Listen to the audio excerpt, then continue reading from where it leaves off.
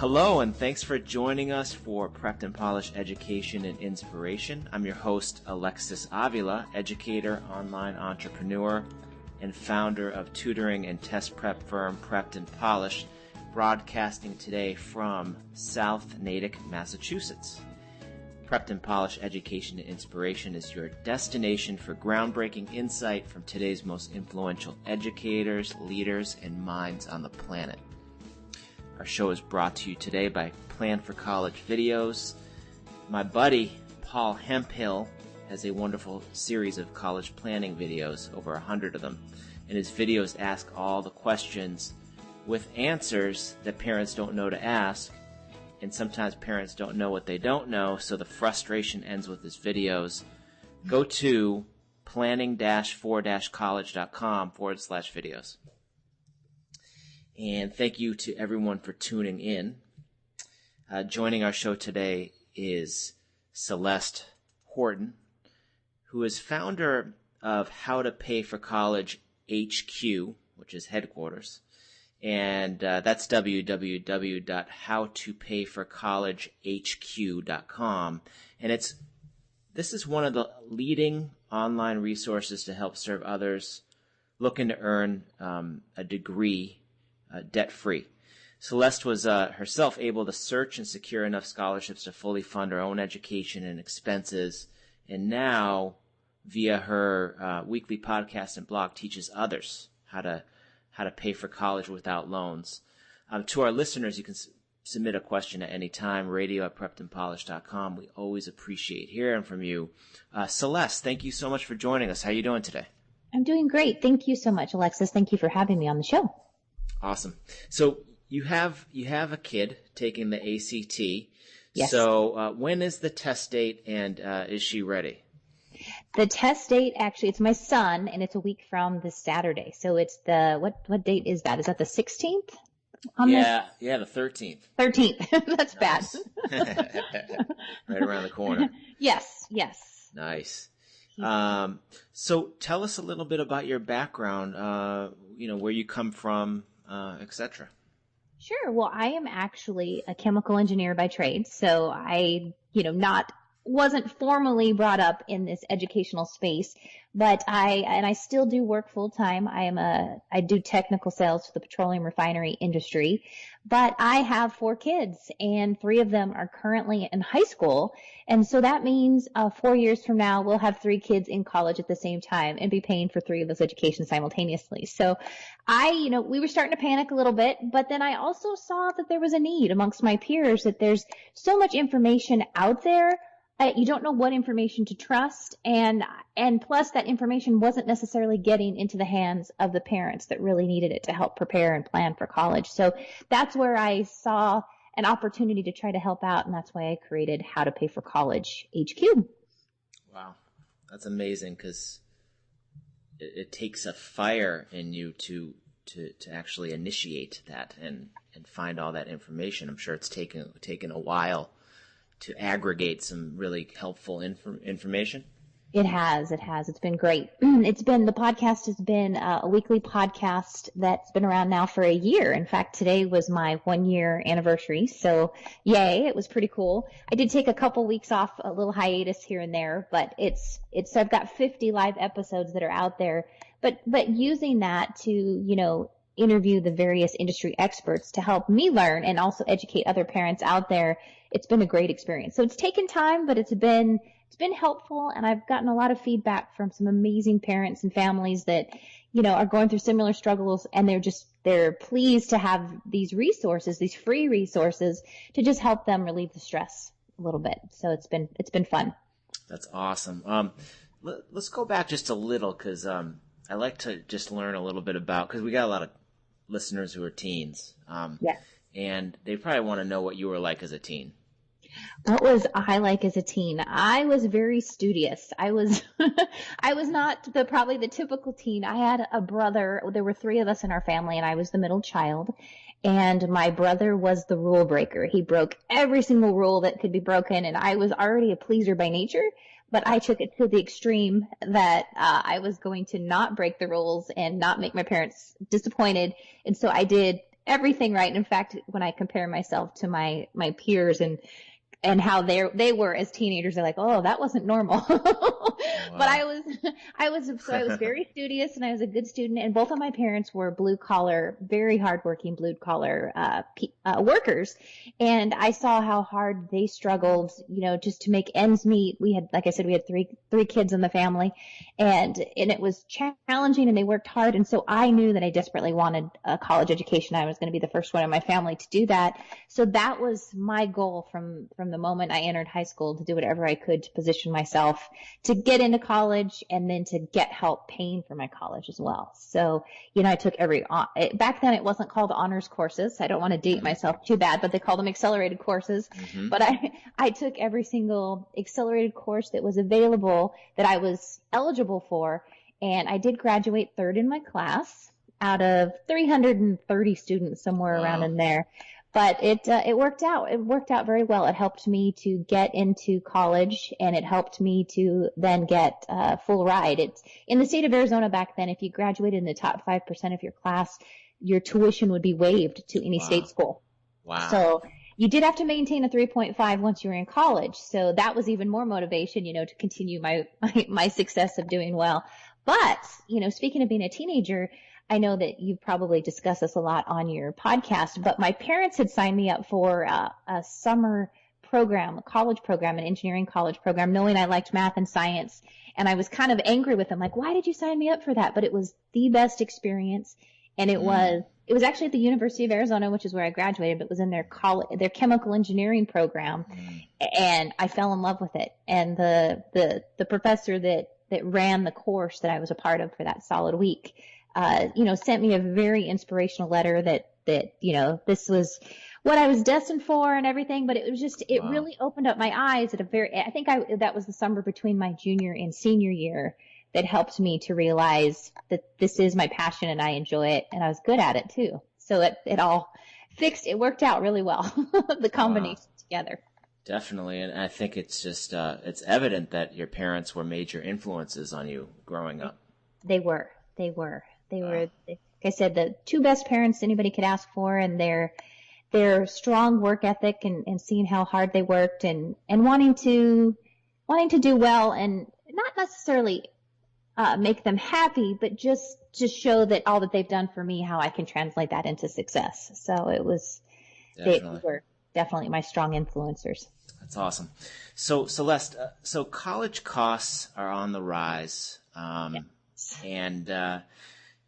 families are anxious. So if you have an anxious family who comes to you in panic because they don't know that if they can't afford college, what do you tell them, more or less? Well, we kind of sit down and just kind of figure out a game plan. We want to see where they are, if in fact they have any savings, and a lot of times there's not a high percentage of families that have actually started to save for college, and then you kind of get into that junior and senior year, and you're in a little bit of a panic mode. But there's several approaches that you can take. The first one is you've got to definitely get the student on board. You have to have more of a communication and a partnership, as I call it, where the student has to be more aware of, for one, what does a college education cost? What benefit is that to them to have this college education in their future? And then, look at how much money we have saved or not saved, and what it's going to cost. And together, the two of you, the parent and the student, when I'm saying the two of you, need to try to figure out a plan. How are we going to pay for this? And there's different approaches, but you have to make sure the student's on board for many reasons. But then there's also many ways to cut the cost of college while they're in high school. So, of course, there's AP courses and dual enrollment. So if they start taking some of those courses and getting them out of the way at the community college course fee schedule, it will be a huge dramatic savings versus having to pay for that at the university level. So that's another way that once the student's on board, they can see the importance of why they should be taking some of these dual enrollment courses in high school. So, wow. Yeah. So like a parent coming, you definitely would probably advise someone to come kind of early in the high school process. The high school in like a 9th, 10th grade versus like a 12th grade. You got like 2 months until you apply. Right. Yeah, I would agree. The earlier the better, and Okay. that's kind of the whole goal with this podcast and awareness is just trying to get parents to realize we got to wake up a little sooner and figure out what's going on, and making sure that you are promoting good grades and like finding good tutors like Prepped and Polished to help them get those scores that are Thank you. necessary on their PSATs or their PSATs. Yes, that could help give them a full ride too, which I'm sure you've talked about that before. But by outperforming others in their state on the PSAT and having actually invested in good test prep could result in their student earning a full ride to their school of choice. So that's another thing. So there's all kinds of tips and strategies, but I don't want somebody that has a junior or senior, or for those juniors and seniors that may be listening to your podcast, to panic, because there is still hope. There's tons of scholarship opportunities out there. Some don't even care what your GPA is, or what your private scholarships, I should say, that care necessarily what your GPA may be or what your test scores may be. It's all a matter of displaying and finding your passion and demonstrating how, by utilizing this passion and getting your education, you're going to make the world a better place and give back. And it's being able to really vocalize that and write about it in the essays, that there's a lot of opportunities for scholarships as well. And then school choice is huge. I mean, if you're coming to the table late, money's a crunch. Rather than go into debt, start out at a community college. Get that core curriculum out of the way, and then jump onto a university after 2 years. But there's tons of strategies, and it's kind of individualized from family to family. But it's where there's a will, there's a way, and they kind of have to just set it in their mind that we're not going to take out loans, and we need to figure out how we're going to pay for this education without loans. And then that's what we're here for. That's amazing. So I guess that answers my question more or less, but I was wondering, can anyone find enough financial aid to help make college more affordable? Or do you have, we had a guest on the show, wonderful guest, Monica Matthews, that I think was a guest on your podcast, and she had an amazing story of, she put her son 4 years through college debt-free. Yes. But the student was her son was a star student. So I'm wondering, what about some students who are getting those B's and B minuses? I mean, is there money out there for the rest of us? There is. In fact, one of the great guests I had on my show was Felicia Hatcher, and she was the author of The Scholarship Guide for the C Students. And it's a pretty amazing book, and I think her website is C Students Rock. But I will verify that for your show notes before you release this. But it's Felicia Hatcher, and you can find her on Twitter. But she does in fact have a book, and she was able to earn, and don't quote me, it was around 100,000 plus in scholarships with a C average. And it was through her being able to figure out her passions, and she was a very good writer, and so she was able to explain and talk about and see how she would be a great investment for their scholarship dollars. And she was awarded, I think it was over $1,000 worth of scholarships. Wow. So, pretty remarkable. That's amazing. So you started talking a little bit about your weekly podcast, and I'm wondering how did you come up with an idea to start a podcast? And then can you just go into what the mission of the podcast is, and finally, how's it going? Sure. Great. Yeah. Well, it's funny. I do enjoy my job and my career, but I've always had a desire to someday maybe be my own boss, and had sort of that entrepreneurial bug. And I became, I love podcasts. I listen to them. I've been a big podcast listener for probably about 5 years, different genres and just different things. It's a great way. I travel for my day job, and so it kills a lot of time in the car as well as on flights. It's a great way to pass time and to be educating yourself continually. So I think it's wonderful. But I became a big fan of Entrepreneur on Fire, which I'm sure you've heard of the podcast. It's a 7-day-a-week podcast where they interview different entrepreneurs. And I just thought, you know what? I think I could do a podcast. And so I started researching, and I even joined his mastermind community about a year ago. And everybody in there just so happened was kind of inspired to do podcasts. And that's what I did. So I decided, well, I'm going to just start this. It'll be one, I'll be learning so much for me that'll help translate to my family and my friends, but then also helping to educate others out there. and it's going pretty well. We are in a niche compared to like the entrepreneurial sector where you hear of them with huge numbers and huge downloads. I don't know if you know what I'm like talking 7 about. figures. Yeah, it's crazy, and it's nothing like that, but it's been a consistent, steady growth over the year, and I'm loving it. And what is the best part of it is just the letters, the handful, I should say, of emails that I've received from different listeners and how much it's helped. And, as part of having a podcast and a website, you have an email list, and you have people that are subscribed to your email list.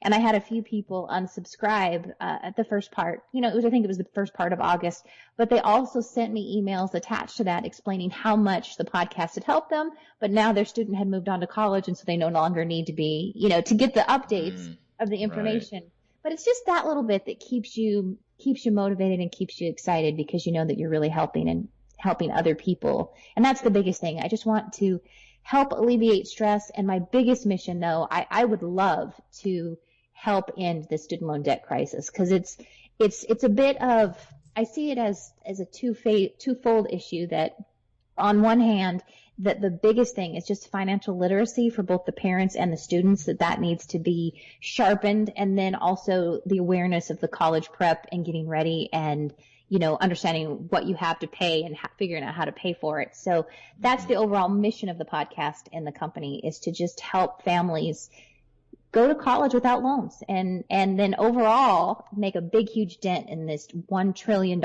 national student loan debt crisis, which is just ridiculous. Absolutely ridiculous. Yeah, absolutely. And tell us about tell us a few of the guests that you had on your show. Sure. Yeah. I had mentioned Felicia Hatcher, and then we've also had Jody Oken, she's one of the top financial aid experts. I've had two also financial aid gurus that are able to help. They're financial planners, but they know I shouldn't say loopholes, but they know how to help families position themselves financially so that they can qualify for the maximum amount of financial aid. And I've had two of those guests on there. And then several scholarship excerpts, like you mentioned, Monica Matthews, and as well Gian Davey, who is from scholarshipopportunity.org. So it's just been a good mix. And then I've had some financial planners on there. I even had Dave Ramsey's daughter, because the two of them have written a book, Smart Money, Smart Kids, and that's kind of the whole idea that you've got to have that financial awareness and the ability to budget starting young with the kids, because you can't just send them off to school and say, here is your, here's $5,000 for the whole year, because they'll blow it in the first week if you don't, if they don't have a sense of a budget and what they have to keep themselves accountable to on a weekly or monthly basis. Absolutely. So, I mean, it's so clear that your passion for what you do. So it might be redundant to ask you, but what do you love most about what you do? It is knowing that I'm helping people. I mean, there's been the emails that I keep going back to, that they leave me with chills, and if not, almost making me tear up, because that's the biggest thing. Is as a mom myself with these teenagers in high school, there's so much on our plate, just in general, just raising these teenagers, that if I can help alleviate the stress of figuring out the payment part of college, and a little bit of college prep, that's been some of my guests as well, then it warms my heart so much to know that I've helped out, and it just makes me feel real good, and it makes me continue to want to keep doing what I'm doing. Wow, that's amazing. Celeste, the bridge from those teenage years to young adulthood is an exciting, it's a confusing, a daunting period in one's life, and especially right before college. So for the teens listening today who are looking up to you, what piece of advice would you have for them? Oh, be true to yourself, and then definitely one of the biggest things that I take away from my adulthood is networking. Take advantage of getting to know people and build relationships with those people, not even just your peers, but parents. And, when you're at your friend's house and getting to know your parents, finding out what they may do for a living, talk to them a little bit more about their careers, just really get to grow and develop your network, because as you will hear as an adult, it's not what you know, it's who you know. And it really does make a huge, huge difference for that network to help reconnect you and find opportunities, jobs, numerous things. But that network is so important. Absolutely. And kids, that's what Celeste and I are doing today. So absolutely. Yeah. Well, this is wonderful. Well, thank you so much for your time. Really appreciate coming on the show and sharing with us your tips for taking the stress out of the college process, trying to help families graduate with little debt, and pursuing that mission in trying to get rid of this student loan crisis. That's amazing. Thank you so much today. Really appreciate you coming on. You're very welcome. I sure appreciate the opportunity. Awesome. And everyone, to learn more about Celeste's amazing blog posts and to listen to Celeste each week on her informative weekly podcast, please go to howtopayforcollegehq.com. Everything is there and really easy to find. And while you're there, sign up for Celeste's informative newsletter. Thank you for joining us on Prep to Polish Education and Inspiration.